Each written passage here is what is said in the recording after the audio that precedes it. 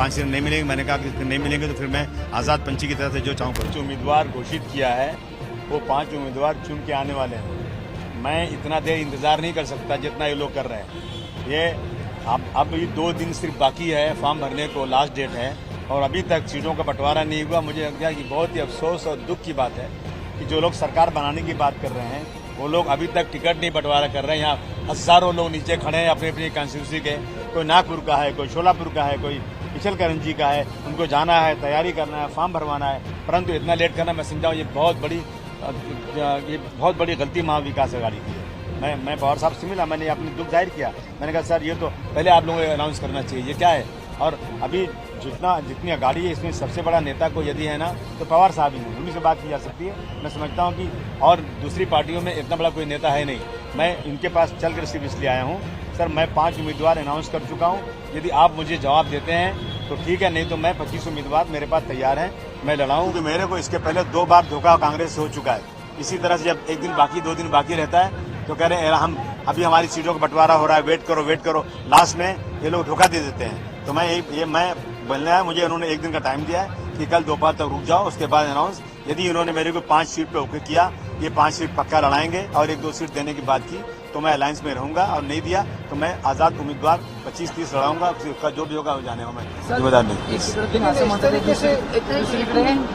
संजय राऊत नुकतेच जे ते ह्या ठिकाणी भेटायला आले तर काँग्रेसचे नेते महाराष्ट्र सोडून पुन्हा एकदा दिल्लीत बैठका घेताना पाहायला मिळतात, कसं बघतात यार? मजाक क्यों लगता है? दिल्ली वाले क्या करेंगे? दिल्ली में क्या लेना देना है?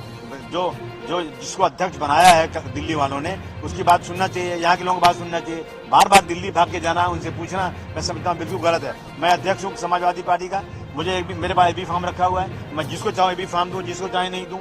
तो ये अधिकार प्रदेश का होना चाहिए, और इसीलिए कांग्रेस हारती है और कांग्रेस बढ़ती नहीं है। मुझे बोलने दीजिए, क्योंकि ये गलती है इन लोगों की। बार बार यहाँ बात करना, दिल्ली जाना, वहाँ से कंफर्म करना, फिर आना, फिर जाना, फिर आना। What is this? सर, आपकी पार्टी मुंबई में कौन सी सीट आखिरी है, कौन सी सीट आप मांग रहे हो?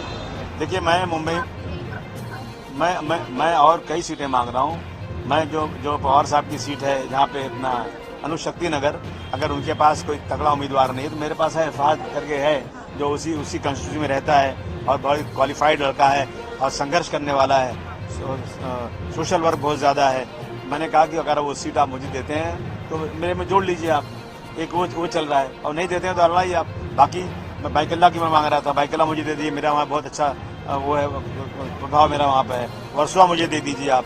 इन सीटों पर मैंने उनसे बात किया है, लेकिन अभी तक तुम्हारी मीटिंग ही नहीं, हम बात क्या करें, कुछ नहीं हुई है।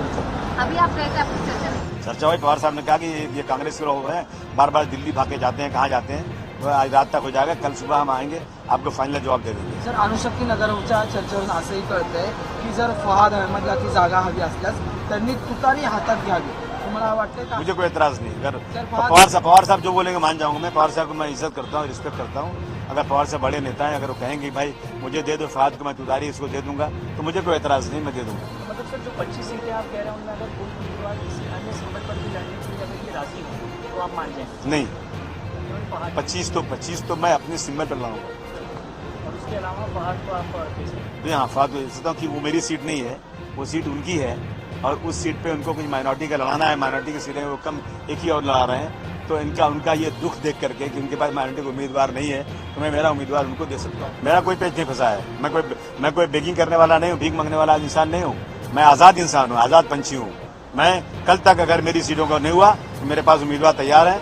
मैं अब सब आदमी को रखा हूँ, एबी फॉर्म दूंगा, फटाफट ट्रेन से भेजूंगा, सबको दे दूंगा और 25-30 फॉर्म भरा दूंगा। क्या करूँगा?